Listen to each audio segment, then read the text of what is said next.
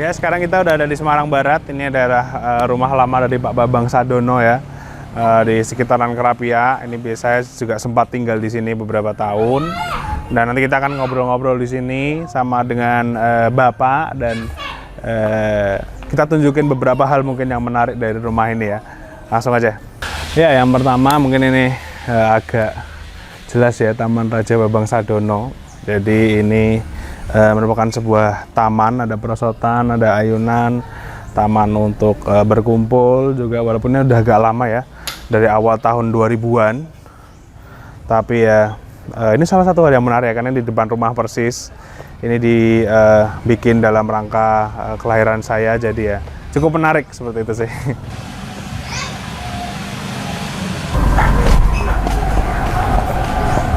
Buat menunjukkan betapa tuanya rumah ini juga, ini ada salah satu stiker Bapak masih ada ya, waktu masih mencalonkan sebagai Gubernur Jawa Tengah dengan Pak Adnan. Itu Pak Adnan beberapa waktu yang lalu juga menjadi dosen saya di UDIP. Jadi padahal ini tahun 2008, jadi memang rumah ini sudah cukup lama, mungkin lebih dari 20 tahun berarti ya. Karena saya di sini juga 2004, jadi memang cukup tua walaupun ini sudah direnovasi ya.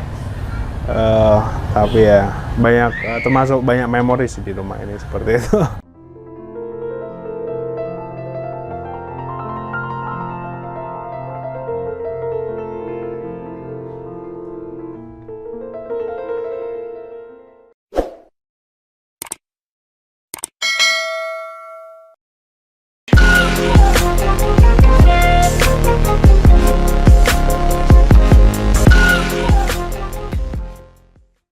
Assalamualaikum warahmatullahi wabarakatuh. Kembali lagi bersama saya Bambang YR Sadono di channel Bangsa TV.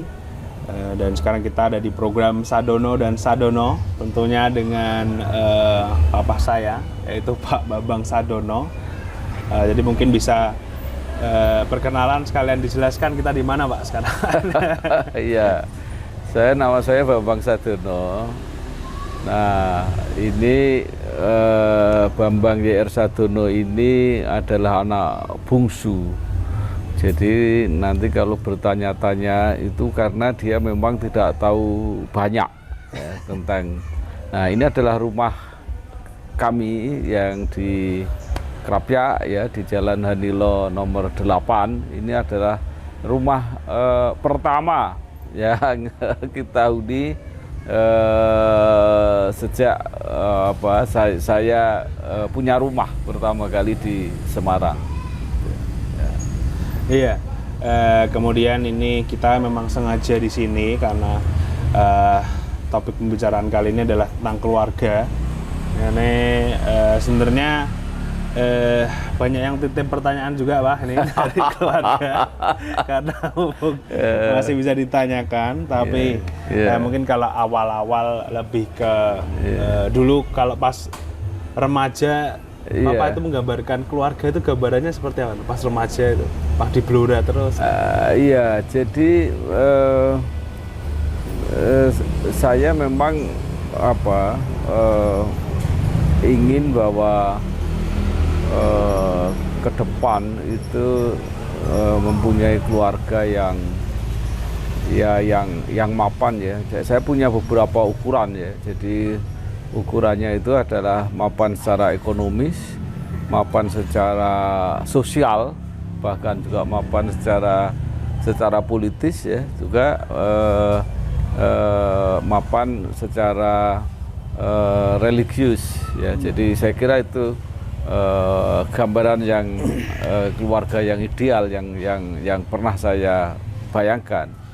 Tetapi kan saya memulai itu dengan segala ketidakidealan. Jadi karena itu bahwa saya selalu menganggap bahwa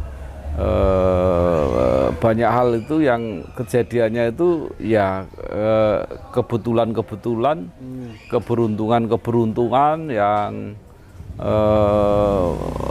kadang-kadang tidak terduga-duga sebelumnya. Ya, yaitu yang terjadi. Iya.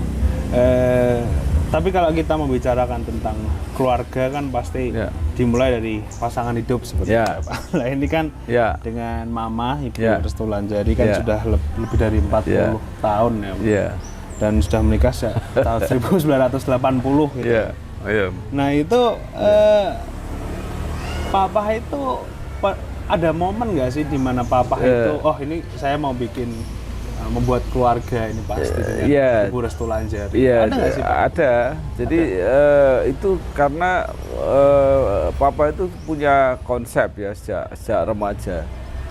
Jadi Papa sangat apa ya, sangat menghormati ibu saya itu sangat sangat hormat. Jadi saya punya pedoman begini, kalau ada seorang perempuan ya, seorang gadis yang saya ajak ketemu ibu saya dan ibu saya oke, nah itu berarti itu salah satu indikasi tanda bahwa itu jodoh saya. Itu. Oh. Jadi itu. Jadi memang ibu pernah sebelum Mama pernah ketemu dengan seseorang lah ya, yang saya pertemukan di suatu tempat yang tidak, sebenarnya nggak sengaja juga ketemu, tapi tanpa komentar. Jadi saya juga mikir, enggak lah ini enggak. Nah, kemudian dengan Mama itu memang ada momentum yang sangat khusus. Momentum sangat khusus itu suatu saat Papa kecelakaan ya, kemudian dibawa ke rumah sakit. Kemudian saya tidak sadar, tapi sebelum pingsan itu saya ditanya siapa keluarga yang bisa dihubungi. Saya hanya bisa menyebut dua, yaitu nomor telepon Suara Merdeka ya, karena waktu itu telepon kan susah, dan nomor telepon keluarganya Mama, karena yang punya nomor telepon ya hanya itu ya, yang saya kenal rumah di Halmahera itu. Nah, karena itu maka kemudian yang pertama-tama mendatangi saya setelah saya sadar di rumah sakit itu adalah teman dari Suara Merdeka, itu Mas Sudadi, masih ada orangnya. Kemudian keluarganya Mama, termasuk Mama waktu itu. Nah, setelah mau pulang dari rumah sakit, saya waktu itu kan kontrak bersama itu Mbak Sri, adik saya itu waktu itu sama itu. Nah, kemudian ada saran, udahlah selama belum pulih saya diboyong ke rumahnya Mama di Halmahera itu. Kenapa? Ya, karena kan itu dari rumah sakit kan belum pulih sepenuhnya. Oh ya. Ya, jadi saya masih sakit seperti itu. Nah, momentum itu yang menyebabkan bapak dan ibunya Papa ketika menjenguk itu ke Halmahera, ke rumah itu. Nah, itulah kemudian yang saya anggap sebagai momentum, ya sudah. Dan waktu itu keluarga kan sudah ketemu berarti. Ya sudah, ini jodoh saya. Itu sesederhana itu. Iya. Berarti memang semuanya tentang orang tua berarti. Iya. Nah, tapi sebelum itu kan ada pertemuan. Kok bisa ketemu Mama, kan pertanyaannya ini tuh. Nah, Mama waktu remaja itu sukanya baca puisi. Kemudian Papa suatu saat di dalam sebuah lomba baca puisi, Papa jadi juri. Nah, itu di situ ketemu, Papa mulai simpati, mulai tertarik. Maka kemudian Mama jadi juara. Itu antara lain karena nilainya Papa maksimal. Jadi nilai paling tinggi saya berikan, dia kemudian jadi juara. Nah, suatu saat di dalam itu setelah lomba selesai kan penyerahan hadiahnya itu berbeda waktu. Suatu saat ketemu, nah terus kemudian ketemu, saya nyerahkan hadiahnya. Saya serahkan hadiah, saya pesen, ya sudah, ini hadiahnya saya serahkan, nanti sunnya di rumah aja ya gitu. Nah, itu alasan saya untuk datang kemudian. Berarti para sobat Bangsa TV itu ya, yang single-single bisa nyari di komunitas. Di komunitas.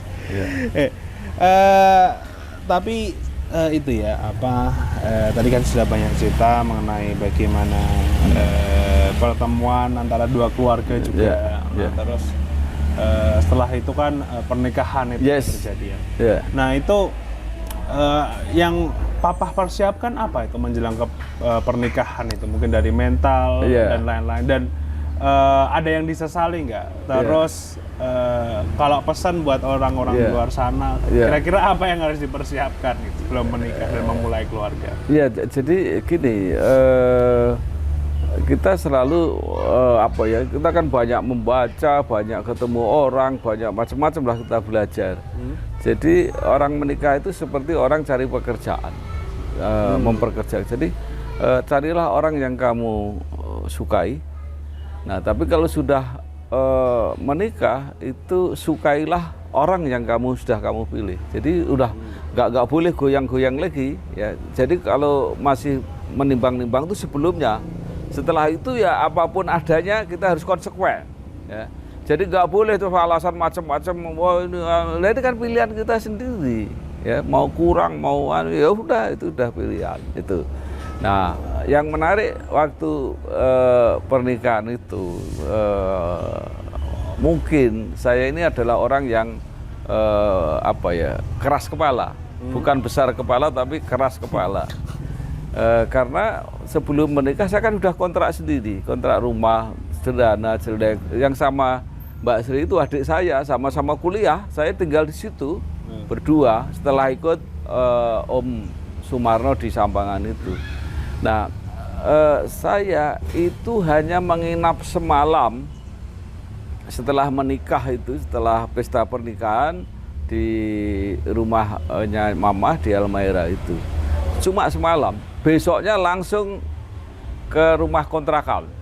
Jadi kita ini adalah orang yang belajar berumah tangga itu sejak awal menikah 1 hari itu langsung dikontrakan dengan segala masalahnya macam-macam. Jadi kalau melihat rumah baru itu kamu bayangkan rumah yang kalau hujan itu masih airnya jatuh. Saya ingat persis. Jadi di atas di pian itu kita beri plastik. Nah, karena bocor maka plastiknya itu ada airnya. Jadi kalau udah ngendong banyak gitu kita sundul gitu supaya airnya tumpah. Nah, itulah hidup kita itu pertama kali kayak gitu.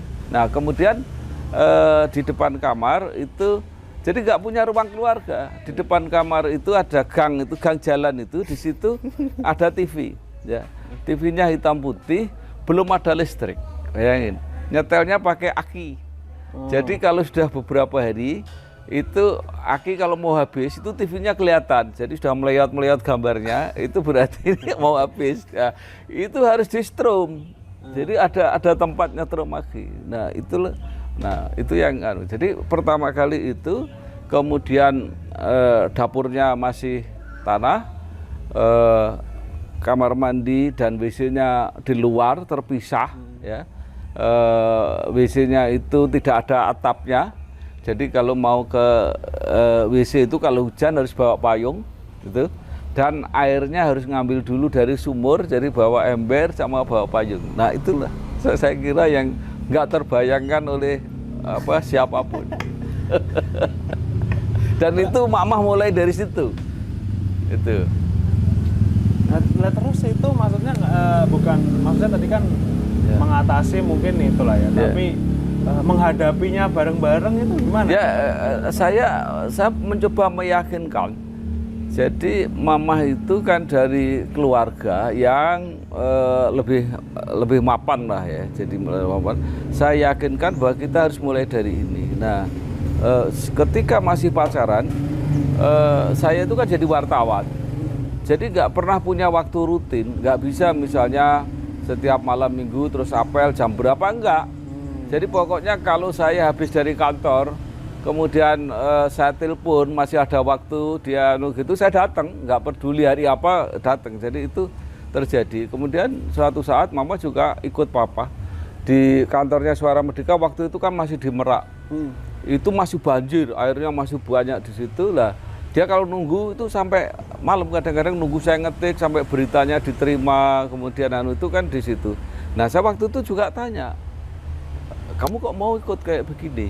Kita kan susah-susah kayak begini. Nah, mama bilang, saya mau ikut karena supaya kalau besok kamu senang, kamu nggak lupa sama saya karena saya sudah ikut pada waktu susah. Jadi itu apa kan indah sekali itu yang kayak gitu-gitu. Maka kita itu dengan segala persoalan kayak apapun ya udah nggak ada anunya karena apa basisnya seperti itu. Ya. Iya. Banyak sekali berarti ya, maksudnya dan itu masih berdua aja ya Pak, itu kan Lintang kan udah... Iya, jadi waktu di Sampangan itu kemudian ada Lintang, ya kemudian bertiga sama Lintang itu, ya itu. Iya, kemudian tentunya ke rumah ini itu ya di Semarang, dan Papa juga kadang-kadang cerita juga bahwa ini dari dapatnya, mempertahankannya, bangunnya juga nggak ada yang mudah di rumah ini. Jadi nanti kita pasang gambar-gambar juga mengenai bagaimana rumah ini itu dulunya nggak seperti ini gitu ya. Jadi dulu ini sebenarnya tuh Papa lihat sendiri apa dikasih tahu temen apa? Ya gini, jadi waktu itu kita memang sedang mempertimbangkan kita mau beli tanah kemudian membangun rumah, atau membeli rumah yang sudah jadi, yang sudah kredit itu. Nah, kemudian waktu itu Pak Suradi itu, ketika saya diberitahu teman-teman wartawan banyak yang kesini ke komplek ini. Komplek ini wah sangat jelek sekali dulu, jadi masih bekas sawah, masih suka banjir, rumahnya kecil, banyak masalah itu sini. Tapi Bapak menyarankan ambil ini. Kenapa? Ini komplek perumahan yang termasuk tidak jauh dari jalan besar. Itu kan cuma dengan jalan apa namanya? Itu jalan apa? Sudirman ya, Jalan Jenderal Sudirman ya. Yang apa Siliwangi atau Jenderal Sudirman? Mungkin Jenderal Sudirman ini yang menuju ke arah Jakarta. Jalan besar Semarang Jakarta itu kan dekat sebenarnya. Jadi perumahan yang nggak terlalu jauh pertama. Kemudian kedua, kenapa harus ambil perumahan ini? Karena ini langsung bisa ditempati. Kalau Papa waktu itu beli tanah itu belum tentu bisa bangun juga karena kan nggak punya duit, misalnya kayak gitu. Jadi akhirnya dengan berbagai keadaannya kayak begini. Nah pada waktu itu kebetulan Papa juga baru saja atau sudah lulus sarjana waktu itu. Nah, terus itu momentum saya harus pindah. Jadi saya pindah di sini ini juga luar biasa, kebanjiran, ya, rumahnya jelek, air minumnya nggak ada, jadi nggak ada pumpnya. Jadi kalau harus diantar air minum, kalau kurang harus apa itu ya cari sendiri dan sebagainya. Ini tanah sudah berkali-kali apa itu rumah ditinggikan, kemudian ada banjir lagi, tinggikan lagi dan sebagainya. Dan rumah ini dulu pertama adalah satu, itu kecil ukurannya, memangnya kira-kira ini itu tipe 45 apa ya, iya kelihatannya itu. Kemudian tanahnya kira-kira 150 meter. Tapi Papa kan kemudian beli sebelahnya itu yang apa gandeng itu. Kemudian kita jadikan satu, maka kelihatan agak lebih besar. Nah, itu juga unik sekali ceritanya. Jadi rumah yang sebelah itu sebenarnya sudah dijual ke orang lain. Jadi Papa pengen beli, tapi waktu itu ditawarkan kita juga nggak punya duit. Kita nggak bisa, dijual ke orang lain. Nah, ndelalah orang lain itu tidak apa namanya, tidak kerasan di situ, ya. Kemudian ditawarkan ke saya, ya saya bilang oke, tapi saya nggak punya uang. Kalau saya cicil boleh nggak? Ternyata dia bilang boleh. Jadi saya cicil, akhirnya bisa lunas uang muka itu. Jadi kan yang saya lunas itu uang mukanya dulu, kemudian saya nanti nyicil. Nah, jadi rumah ini saya ingat pertama kali saya setelah diangkat di Suara Merdeka, gaji saya itu nggak ada 100 karena cicilan rumah ini 50.000.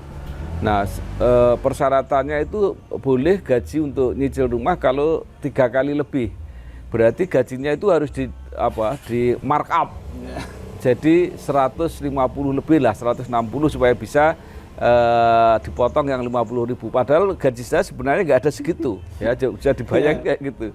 Nah jadi rumah itu, nah kemudian yang rumah kedua itu saya bisa nyicil karena waktu itu saya ditugaskan studi banding gitu atau training lah. Saya training ke Jepang itu uang sakunya lebih itu saya bawa pulang itu bisa dipakai untuk bayar uang muka itu. Nah itulah kemudian jadi rumah ini kita bangun sendiri pada akhirnya dan tidak hanya tambal sulam, ini rumah ini dirobohkan dari aslinya. Jadi fondasinya baru semua. Saya melihat dengan mata kepala sendiri fondasi yang ditanam itu. Jadi fondasi cakar ayamnya itu karena mau ditingkat saya lihat sendiri. Dan ketika dirobohkan itu kita terharu karena kita nggak tega melihat. Kita pergi waktu itu, pulang-pulang rumahnya sudah hilang, sudah diambruk. Ya udah, itu ceritanya kayak gitu. Nanti kan sampai dirobohkan gitu ya, kemudian direnovasi sampai ke tetangga gitu. Lah itu kenapa gitu? Maksudnya apa yang membuat Papa jadi wah ini harus saya inikan lagi. Jadi pertama karena banjir itu tadi. Jadi harus ditinggikan.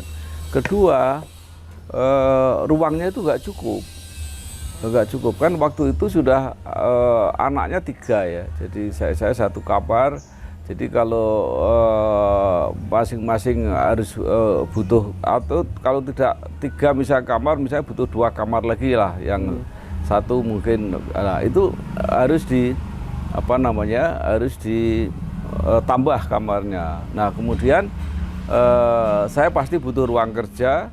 Kemudian waktu itu Papa itu bisnis kan, jadi bisnis, jadi agen koran itu, jadi butuh kantor, butuh kan ada karyawannya banyak, harus gitu tempat ngumpul kan, lopernya banyak sekali pada waktu itu. Jadi bisnisnya agen koran. Jadi pada waktu itu maka terkenal dulu namanya Lintang Agensi. Nah, itu jadi dulu agen yang sudah agak maju karena kita pakai promosi dan sebagainya. Jadi pakai model-model pemasaran yang mungkin tidak konvensional gitu ya. Jadi kita kerjasama, misalnya satu contoh, kita punya langganan Suara Merdeka itu 100 surat kabar di Rumah Sakit Telogorjo misalnya. Itu kita punya karena saya kenal baik dengan Pak Jaya Suprana waktu itu ketua yayasan.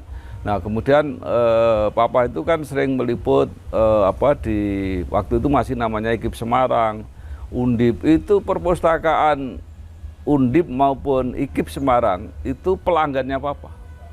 Jadi kalau perpustakaan kan langganan majalah kan banyak sekali jenisnya itu, macam-macam buku, majalah, gitu. Nah itu, itulah yang menyebabkan kemudian kenapa rumah ini perlebar ya, walaupun juga pada akhirnya kita merasa tetap sempit juga. Itu berarti pas aku udah umur lahir, kemudian umur 5 tahun, itu udah versi keberapa itu Pak berarti Pak? Kamu kan lahir sudah tidak di sini. Loh, di sini ya 2004, masih ya? 2004, 2005 ya. Kamu di sini, tapi kan waktu itu lebih banyak di Jakarta. Jadi kamu lahir di Semarang, tetapi kemudian Papa di Jakarta. Papa baru balik lagi ke Semarang itu 2004 kan kira-kira. Jadi itu. Nah kamu ingat, kamu di rumah ini diselamati itu yang pakai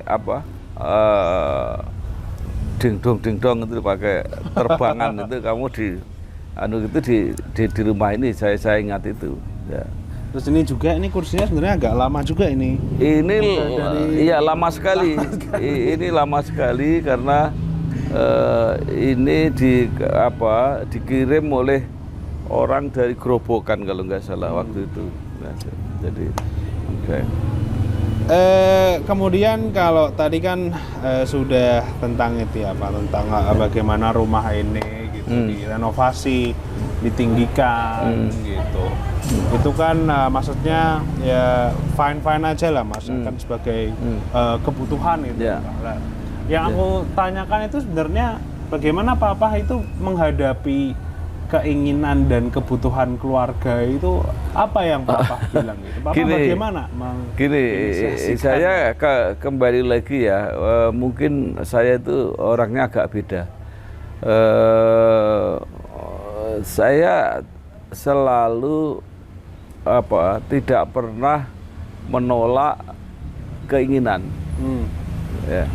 Jadi misalnya anak-anak pengen apa, terutama mama misalnya pengen apa, itu hanya mungkin kalau belum bisa ya udah ditunda gitu, tapi bukan ditolak. Jadi suatu contoh misalnya begini, masih di Sampangan itu kontrakan rumahnya kecil ya, mama pada waktu itu sudah kalau beli mobil gitu. Papa juga mikir, ini kalau misalnya beli mobil ini mau ditaruh di mana? Tempatnya aja nggak ada, uangnya juga nggak ada. Tapi Papa udah dengan percaya diri, lihat ke showroom, lihat mobil itu udah dilakukan gitu. Nah akhirnya Mama bilang, udah belikan yang kecil aja, yang sederhana, yang mobilan gitu. Saya juga bilang enggak, kamu nanti saya belikan yang besar, bukan yang kecil gitu. Nah, jadi saya punya prinsip begini, harapan itu indah, ya. Yeah. Tapi kalau sudah diwujudkan, itu sudah nggak indah lagi. Dan orang kalau sudah yang diinginkan dapat, itu dia akan menginginkan yang lain. Nah, maka kalau kamu bisa menahan harapan itu bagus, ya. Jadi jangan menyakitkan hati ya, tapi ditahan. Karena kan seperti orang makan, itu makin lapar itu nanti makannya makin enak. Jadi kalau segala kebutuhan itu dipenuhi seketika secepat itu kepuasannya hilang. Tapi kalau mengharapnya sudah lama, itu ketika dapat itu kebahagiaannya tinggi sekali. Nah, saya dulu pernah begitu, tapi saya juga pernah merasa berdosa, merasa bersalah. Jadi anak-anak saya itu kan pengen, zaman dulu kan ada video ya, video kaset itu loh, video itu. Saya nggak beli-beli, jadi tak biarkan aja, biar pengen, biar kayak gitu. Tapi lama-lama saya berpikir, ini kan saya tidak boleh menuruti prinsip saya sendiri. Tapi kan masa anak-anak ini kan juga dia harus menikmati masa senengnya, seperti teman-temannya itu kan harus dinikmati. Nah, suatu saat saya ya sudah kayak kompromi, saya pengen apa gitu saya oke gitu. Iya. Kemudian kalau ngomong-ngomong soal anak nih Mas, kan waktu itu kan kita Papa ini kan anaknya ada 4 ya, 3 perempuan dan 1 laki-laki. Saya yang terakhir ya, Pak Bangsa TV. Nah itu kan di setiap anaknya itu kan juga ada jedanya tuh Pak, 5 tahun, 5 tahun itu. Itu Papa ikut PKBI ada filosofinya atau bagaimana Pak? Kenapa? Iya, saya sejak muda itu memang orang yang banyak berjuang, berkomitmen terhadap program keluarga berencana itu ya. Jadi 2 anak cukup waktu itu, tapi kalau bisa jaraknya yang jangan terlalu itu kan ada semua, ada ada bukan hanya filsafat tapi juga ada manfaat kesehatannya ya. Jadi maka jaraknya itu rata-rata 5 tahun, walaupun sebenarnya ada juga insiden yang tidak kita harapkan. Jadi sebenarnya Mbak Lintang itu kan punya adik laki-laki sebenarnya ya, tapi usia 5 hari kan nggak ada. Nah, kemudian lahirlah Mbak Mesti itu 5 tahun. Tapi waktu itu kita memang sengaja agak panjang karena anak itu kalau jaraknya agak panjang itu dia menikmati itu agak lama kasih sayang orang tua itu. Karena kalau itu cepat itu biasanya kakaknya ini cemburu. Karena begitu, kita kan mesti konsentrasi ngurusi adiknya itu. Kakaknya itu kayak nggak gitu loh. Dia mesti kadang-kadang merasa itu. Jadi supaya juga waktu mendidik itu cukup konsentrasi satu ini cukup lama. Nah itu. Tapi kemudian kan seandainya itu anak kedua itu laki-laki itu aman terus gitu, mungkin nggak sampai kamu. Itu ceritanya. Jadi kemudian lahir lagi Mbak Mesti, Mbak Padmasari itu perempuan, udah nggak apa-apa.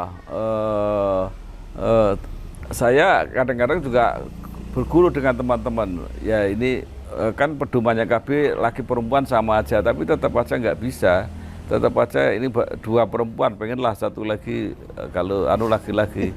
Kemudian lahir ketiga Mbak Tia itu perempuan lagi.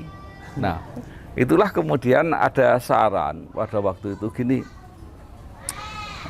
kalau mau tambah lagi, enggak, udah 3 kok, udah beri nama laki-laki. Nah itulah sebabnya kenapa namanya Mbak Tia itu Ratia Kirana Sadono. Kenapa Mbak Lintang sama Mbak Mesti tidak diberi nama Sadono di belakangnya, tapi Mbak Tia diberi itu biar ada nama laki-laki. Itu katanya untuk memancing supaya adiknya itu laki-laki. Nah sudah ada 3. Saya sudah berpikir ya udahlah 3 juga nggak apa-apa gitu.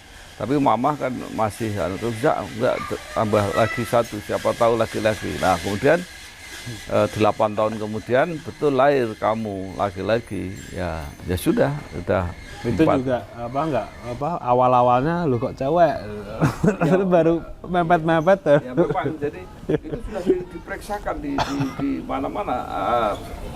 Secara ilmiah sudah di apa itu USG di dokter, dia mengatakan gini, jadi kalau USG itu kalau tidak kelihatan itu belum tentu juga tidak laki-laki, tapi tidak kelihatan.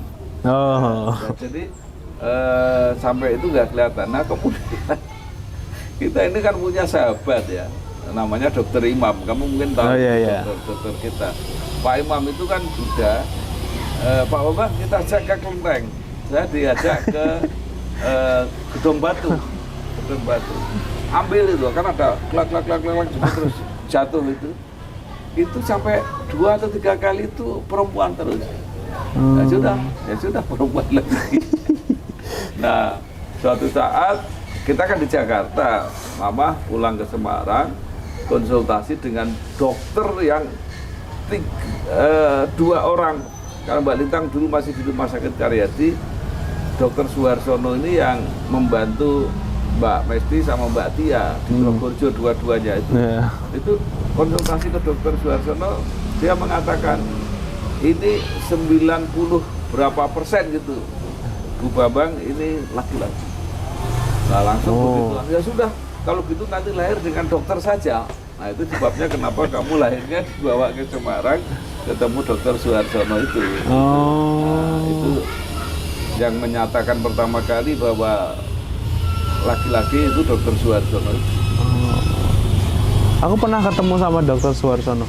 Ya mungkin, tapi ya nggak mungkin, karena kalau bawa kamu kan nggak mungkin dikonsultasikan. Dokter dia itu dokter kebidanan, dokter anak kan nggak mungkin. Kalau konsultasi ya paling kamu dokter anak kan setelah itu, jadi nggak mungkin. Tapi kalau ketemu dalam waktu saya nggak ingat. Ya menarik ya, berarti banyak cerita-ceritanya sampai sekarang ini juga. Tapi mungkin ini pertanyaan terakhir aja, Pak, sebelum mungkin ada part 2 ya, bahas keluarga ini banyak banget. Jadi kalau melihat bagaimana ini keluarganya sudah berkembang ya, dari anak-anaknya semuanya, belum semuanya sih, Mbak Lintang, Mbak Mesti dan Mbak Tia itu sudah membuat keluarga seperti itu, dan melihat situasi-situasinya termasuk pengalaman dari keluarga-keluarga lain. Apa satu saran yang Papa mungkin bisa berikan dengan realitanya gitu, dari pengalaman yang sudah dilihat ini, yang paling penting buat mereka? Saya itu orang yang meyakini bahwa pendidikan bukan itu yang akan menjadi jalur cepat untuk memperbaiki jalan hidup. Itu yang saya yakini itu, karena itu papa itu orang yang selalu ketemu siapapun saya suruh sekolah, siapapun. Jadi banyak juga yang ikut saya sekolah, ada yang berhasil, ada yang enggak, tapi pokoknya orang mesti saya dorong, kamu sekolah, karena saya yakin itu. Nah, karena itu maka saya mendorong anak-anak saya juga begitu. Oh, sekolah. Ya, jadi kan ada orang kan tidak perlu sekolah, Pak. Kalau orangnya memang pintar, cerdas, dan itu kan orang luar biasa. Kalau orang luar biasa bisa gitu. Tapi saya akan mempersiapkan jangan-jangan anak-anak saya ini bukan orang yang luar biasa, orang biasa-biasa. Jadi yang harus dipersiapkan pendidikannya sebaik-baiknya. Nah, maka kemudian saya mencoba mengikuti itu, masing-masing kasarnya gitu. Papa itu ingin mengantarkan anak-anak ini secara mandiri sampai di jalan tolnya masing-masing. Kalau dia sudah sampai di jalan tol, itu ibarat kendaraan sudah dilepas. Ya, dia sudah ketemu jalan yang lurus, panjang, mau kemanapun cepat, itu silahkan. Nah, misalnya ini hampir ya semua sudah masuk jalan tol, itu hampir. Jadi Mbak Lintang dosen, dokter, maka jalan tolnya itu kalau dia jadi profesor. Nah, artinya saya akan mencoba mendorong dia sampai jadi guru besar. Itu jalan tolnya dia. Terserah nanti kalau jalan tol misalnya ketemu jabatan apa, yaitu nasibnya sendiri, perjuangannya sendiri, keberuntungannya sendiri. Nah, Mbak Padma, menurut saya jalan tolnya sudah ketemu. Karena dia cita-citanya jadi politisi, sekarang sudah jadi anggota DPRD di Jawa Tengah, ini sudah jalan tol. Jadi habis itu ya terserah dia mau apa. Ya tinggal jabatan-jabatan politik itu usianya masih memadai, masih bisa berkembang terus, silahkan.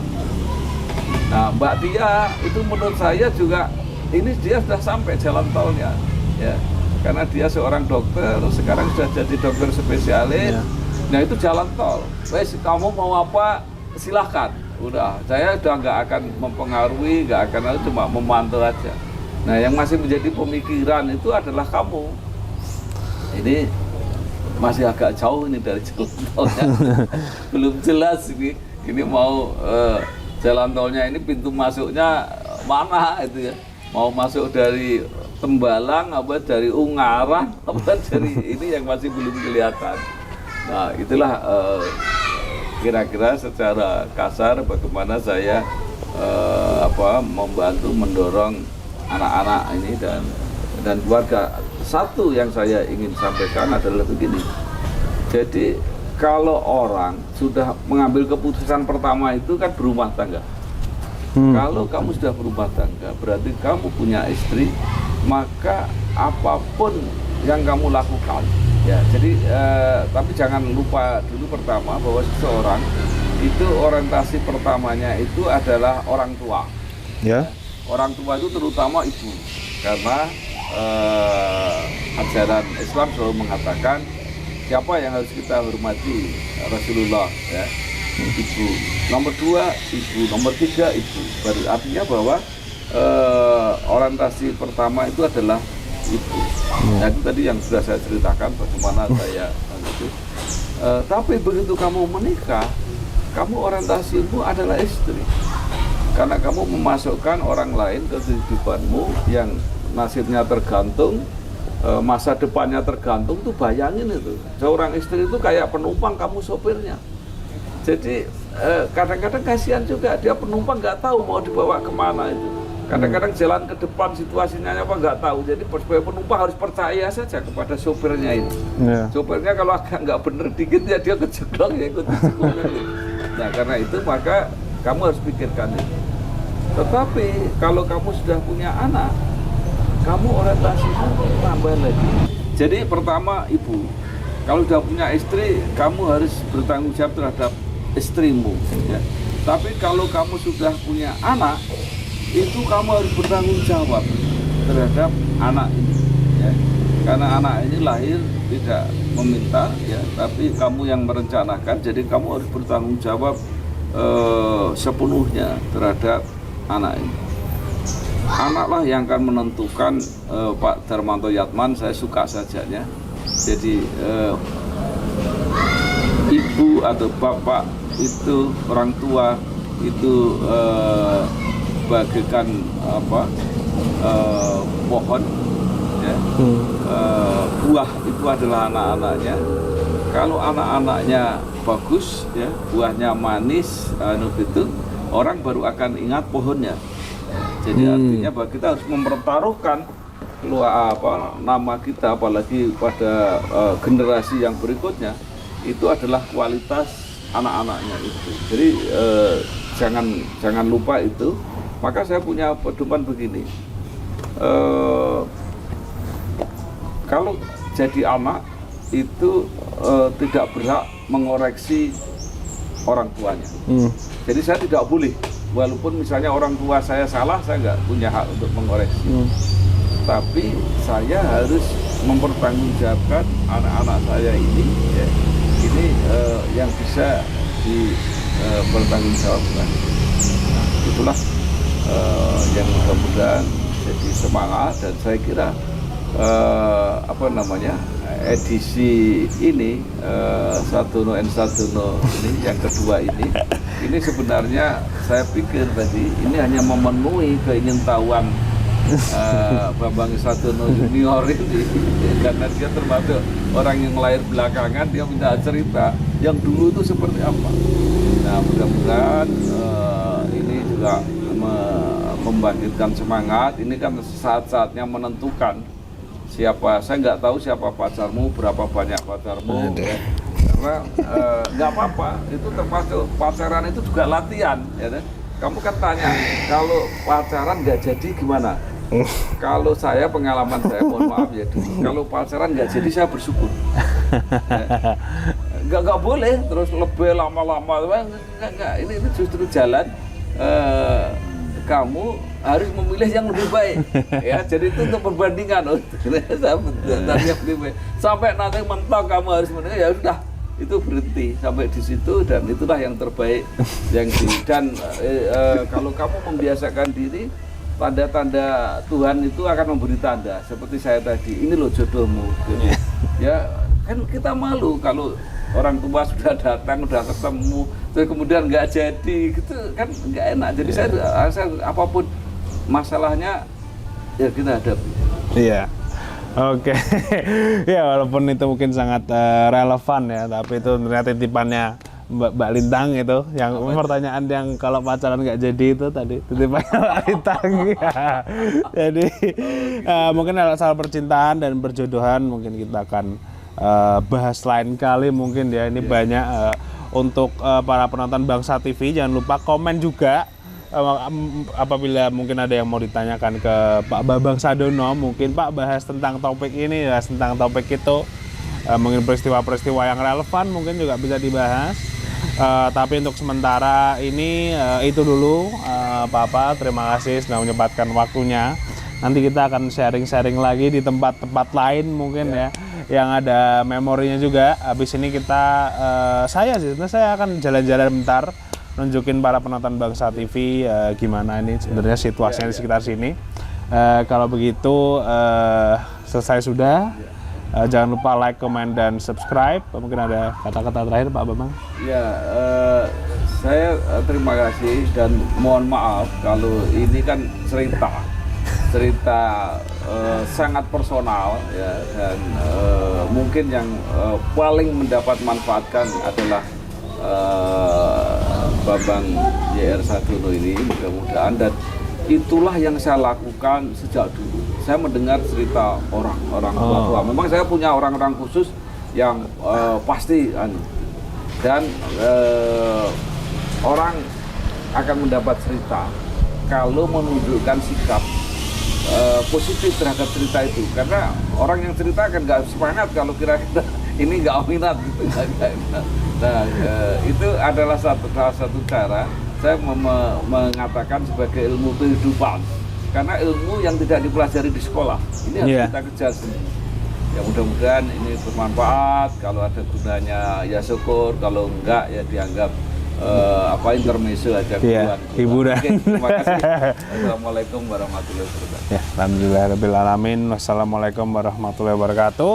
Sekian dari Sadono dan Sadono, tetap di channel Bangsa TV. Ya, jadi kemudian ini salah satu yang cukup unik lagi ya. Jadi ini tangganya dipertahankan ternyata, karena aku ingat banget ini dari dulu masih ada, dan walaupun agak riskan ya, tapi itu jadi salah satu yang memorable juga di rumah ini. Habis ini kita juga bakal naik juga, karena ini khususnya di lantai atas juga banyak memorabilia yang menarik seperti itu. Jadi let's go.